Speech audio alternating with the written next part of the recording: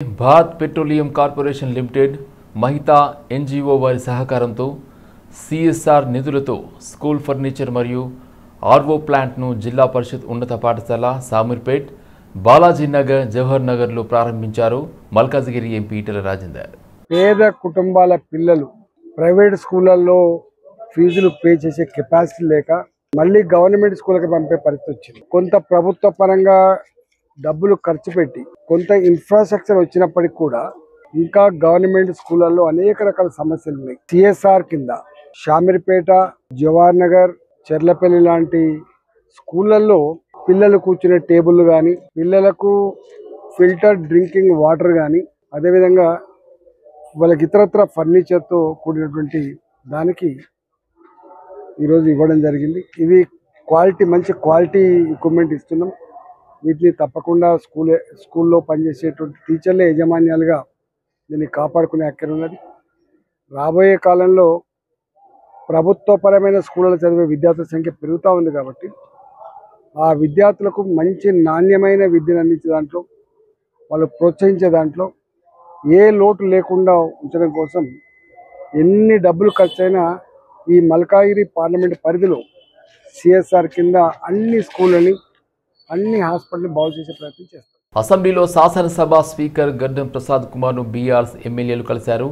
రేపటి నుండి ప్రారంభమయ్యే శాసనసభ సమావేశాల్లో కాళేశ్వరం ప్రాజెక్టుపై పవర్ ప్లాంట్ ప్రజెంటేషన్ ద్వారా వివరించే అవకాశాన్ని బీఆర్ఎస్ ఎల్పీకి కల్పించాలని స్పీకర్కు వినతి పత్రం సమర్పించారు. స్పీకర్ను కలిసిన వారిలో అసెంబ్లీలో BRS whip KP Vivekanand, MLA Devireddy Sudhi Reddy ఉన్నారు.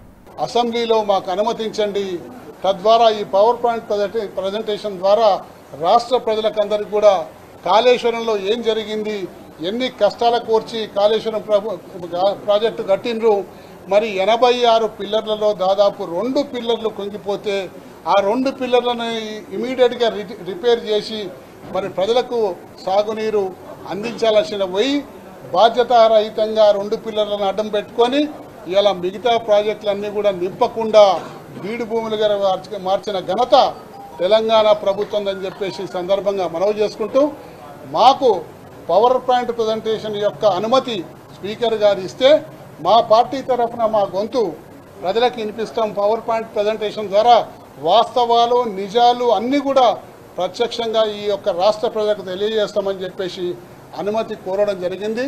మరి దాని మీద వారు ఏ నిర్ణయం తీసుకుంటారో తెలియదు, కానీ మరొకసారి మీడియా పరంగా కూడా మేము విజ్ఞప్తి చేస్తున్నాం. దాని మీద పవర్ పాయింట్ ప్రజెంటేషన్ మాకు అనుమతి ఇవ్వండి.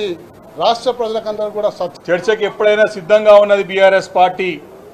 కానీ ఈ యొక్క ప్రజలని ఆదుకోవాల్సినటువంటి సమయంలో ప్రజలని గాలి కొదిలేసి, ప్రజా సమస్యలను గాలి కొదిలేసి వాళ్ళని ఆదుకోవడానికి ప్రయత్నాలను ఆపేసి మరి ఈరోజు రాజకీయాలు చేయడానికే, బుడిద రాజకీయాలు చేయడానికే మా యొక్క పార్టీ బీఆర్ఎస్ అధినేత పైన, మా యొక్క నాయకుల పైన బుడిద జల్లడానికి, మరి అప్రతిష్ట పాలు చేయడానికే ఈ అసెంబ్లీని వేదికగా వాడుకొని ఈ యొక్క ప్రజలు సమస్యలతో ఇబ్బంది పడుతున్న సమయంలో రాజకీయాలకి వేదికగా ఈ అసెంబ్లీని వాడుకుంటుందని చెప్పి ఈ సందర్భంగా మనవి చేస్తా ఉన్నాను.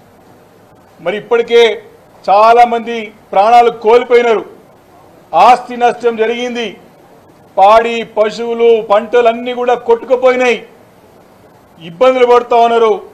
వారికి అండగా ఉండి భరోసా కల్పించాల్సిన ప్రభుత్వం. కాంగ్రెస్ ప్రభుత్వంపై బీజేపీ కీలక నేత, శాసనసభాపక్ష నేత ఏలేటి మహేశ్వర్ రెడ్డి మరోసారి కీలక వ్యాఖ్యలు చేశారు. తెలంగాణ రాష్ట్రంలో 420 తప్పుడు హామీలతో పాటు దాదాపు 6 గ్యారంటీలకు చట్టబద్ధత కల్పిస్తామన్న రేవంత్ రెడ్డి అసెంబ్లీ సాక్షిగా చేసిన ప్రకటనను పూర్తిగా విస్మరించారని విమర్శించారు. యావత్ తెలంగాణ ప్రజానీకాన్ని మోసం చేస్తున్న రేవంత్ రెడ్డి ప్రభుత్వాన్ని ఖండిస్తున్నామని ప్రకటించారు. ప్రజా సమస్యల నుండి దృష్టి మళ్లించడానికి కొత్త అంశాలను తెరపైకి తీసుకువచ్చి నాటకాలతో ప్రజలను మభ్యపెట్టాలని ప్రయత్నిస్తున్నారని మండిపడ్డారు. రానున్న స్థానిక సంస్థల ఎన్నికల్లో బీసీలకు 42% రిజర్వేషన్ల అంశం, కాళేశ్వరం ప్రాజెక్టు నిర్మాణంలో 1,00,000 కోట్ల అవినీతి జరిగిందని పదే చెప్పిన రేవంత్ రెడ్డి వ్యాఖ్యలు ఇవన్నీ ప్రజలను మభ్యపెట్టడానికి మాత్రమే అని అన్నారు.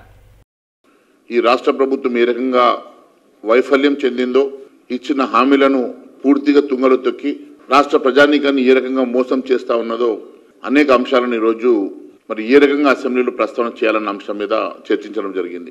తెలంగాణ రాష్ట్రంలో 420 తప్పుడు హామీలతోటి దాదాపుగా 6 గ్యారంటీలకు చట్టబద్ధ ఇస్తామని చెప్పి అసెంబ్లీ సాక్షిగా మాట్లాడినటువంటి రేవంత్ రెడ్డి గారు అన్ని పూర్తిగా విస్మరించడమే కాకుండా యావత్ తెలంగాణ ప్రజానీకాన్ని మోసం చేసి తెలంగాణ ప్రజల్ని పూర్తిగా మోసం చేసినటువంటి రేవంత్ రెడ్డి గారి ప్రభుత్వం సమస్యల్ని డైవర్ట్ చేయడానికి ఏదో కొత్త అంశాన్ని తీసుకొచ్చి ఏదో ఒక రకంగా నాటకం చేస్తూ ప్రజల్ని మభ్యపెడుతున్న సంగతి మీకు తెలుసు. మరి రేపు స్థానిక ఎన్నికలు 42% బీసీ రిజర్వేషన్ అంశం కానీ కాళేశ్వరంలో ఏ రకంగా 1,00,000 కోట్ల అవినీతి జరిగిందని చెప్పి పదే పదే చెప్పిన రేవంత్ రెడ్డి గారు 1,00,000 కోట్ల అవినీతిని కక్కిస్తా ఆ డబ్బులతోటే సంక్షేమ కార్యక్రమం చేపడతానని చెప్పిన రేవంత్ రెడ్డి గారు దాదాపు 2 సంవత్సరాలు గడుస్తున్నా ఇప్పటి వరకు ఎవరి మీద కేసులు పెట్టలేదు, ఏ ఒక్క అవినీతి అంశంని బయట పెట్టలేదు, ₹1 కూడా ఇప్పటి వరకు వసూలు చేయక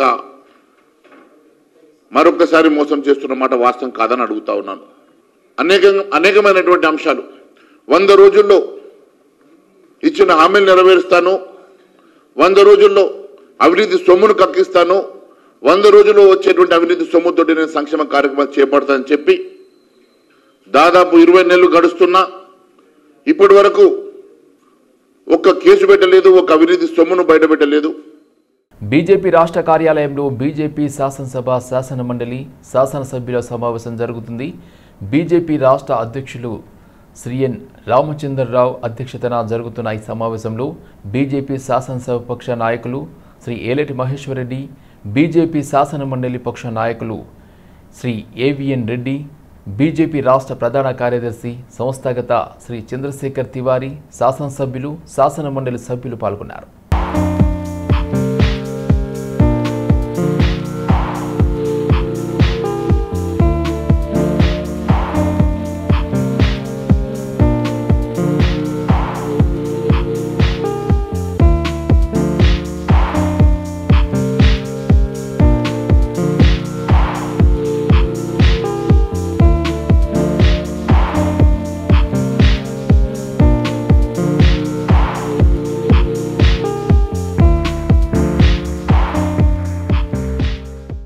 విశాఖలో రుషికొండ భవనాలను AP deputy CM Pawan Kalyan Janasena party ఎమ్మెల్యేలతో కలిసి పరిశీలించారు. గత వైకాపా పాలకులు తొలుత రుషికొండ భవనాలు 2 బ్లాకులుగా కట్టడానికి 164 కోట్లు మాత్రమే నిర్దేశించారని చెప్పారు. కానీ 7 బ్లాకులుగా ప్రణాళిక మార్చి 4 బ్లాకులు మాత్రమే నిర్మించారని తెలిపారు.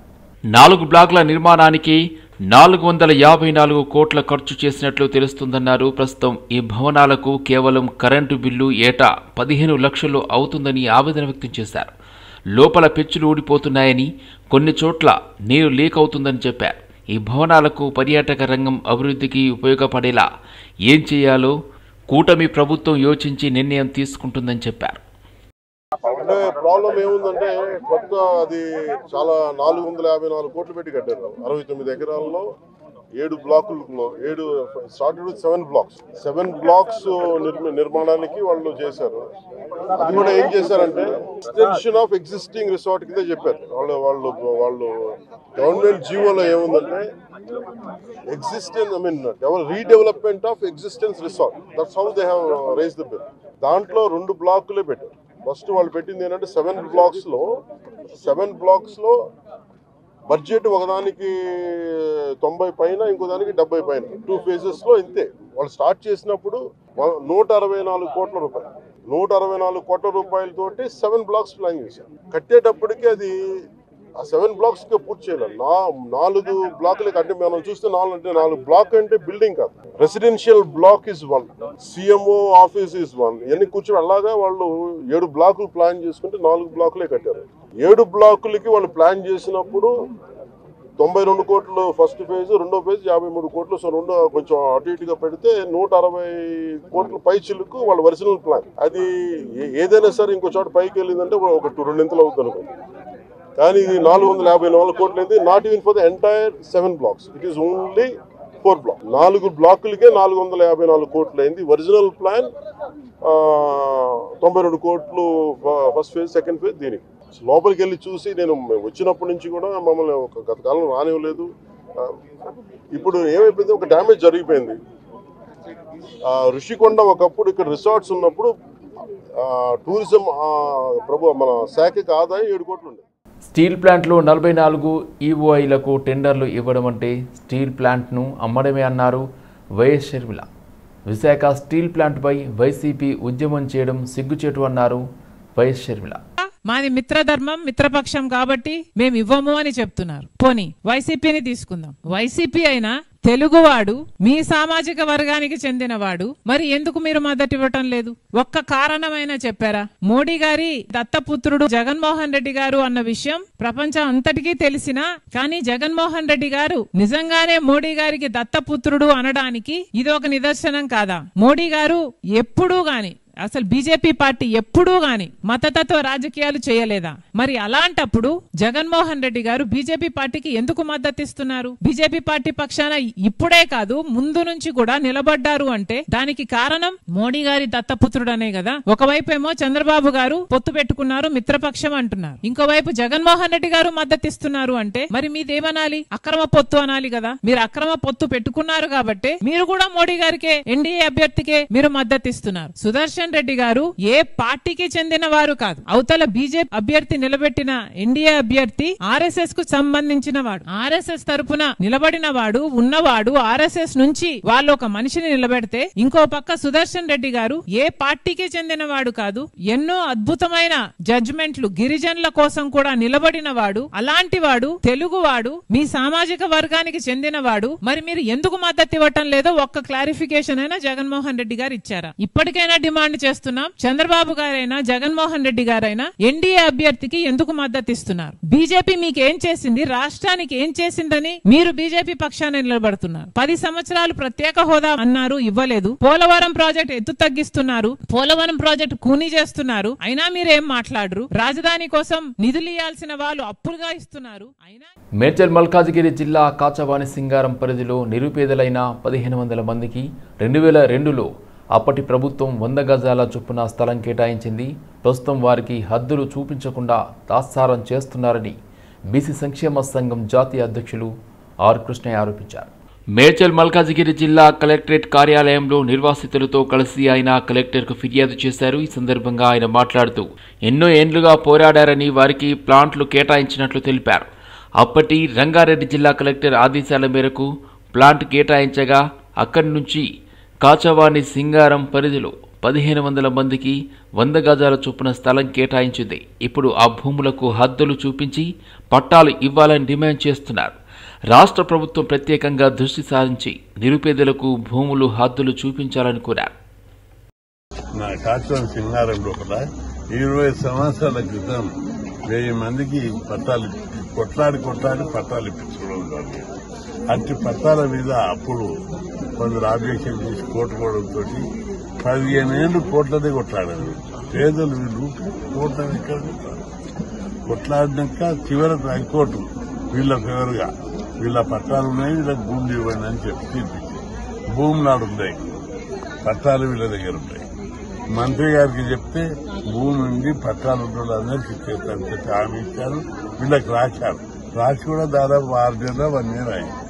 అయినప్పటికీ కూడా రెవెన్యూ అధికారులు, ఎంఆర్ఓ, ఆర్డీఓ, కలెక్టరేట్ అధికారులు అందరూ వీళ్ళకి పట్టాలకు ఉన్నటువంటి జాగాలు పొజిషన్ ఇవ్వకుండా తిప్పల పెట్టుకుంటూ తీసుకున్నారు. వీటికి 2వసారి దడ్డ ఆడ ఇందిరా పార్క్ దగ్గర దడ్డ తీశారు.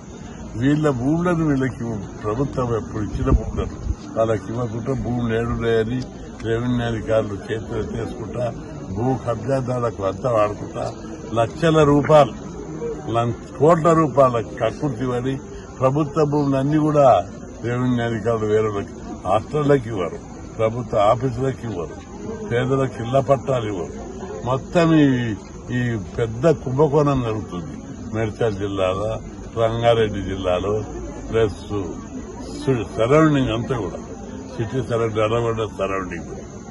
కాబట్టి దీని మీద వీళ్ళు ప్రభుత్వం వెంటనే ముఖ్యమంత్రి జోక్యం చేసుకొని పేద వర్గాలకు పట్టాలు ఉన్నటువంటి వాళ్ళకు వెంటనే ఇవ్వాలి.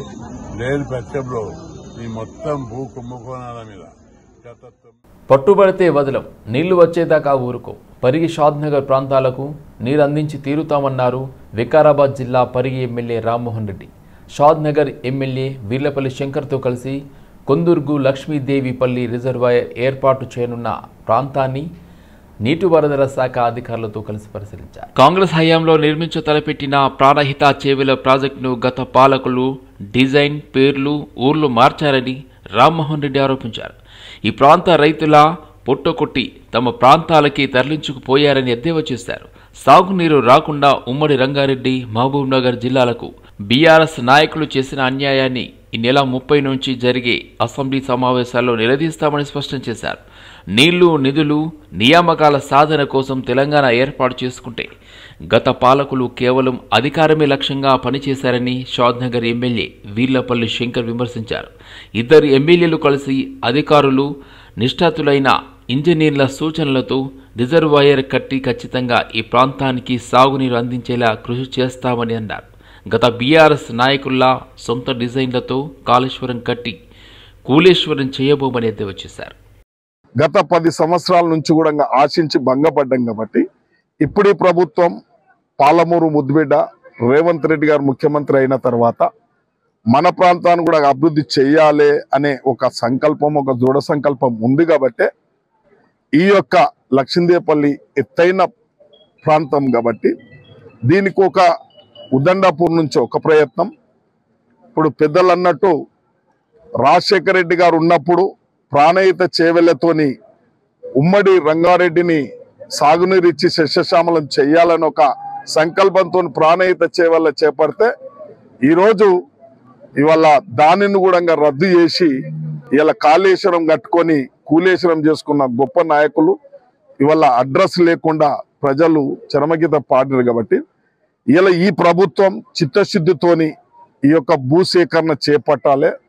ఇలా వీలైతే ఉదండపూర్కెళ్ళు ఒక ప్రయత్నం, ఇవాళ ప్రాణహిత చేలతో భవిష్యత్తులో ఇప్పుడు పెద్దలు అన్నట్టు అప్పర్ కృష్ణ నుంచి కూడా దీనిని అనుసంధానం చేసి రిజర్వాయర్, బ్యాలెన్స్ రిజర్వాయర్ చేస్తే ఎప్పటికైనా మనకు నీటికి ఇబ్బంది ఉండదు కాబట్టి ఇది త్రివేణి సంగమం లాగా 3 సోర్సులు ఇక్కడ నిలబెట్టుకుంటే ఈ రిజర్వాయర్ నిర్మాణం చేసుకుంటే దీని ఇలా రైతులు కూడా పెద్ద ఆందోళన చెందవలసిన అవసరం లేదు.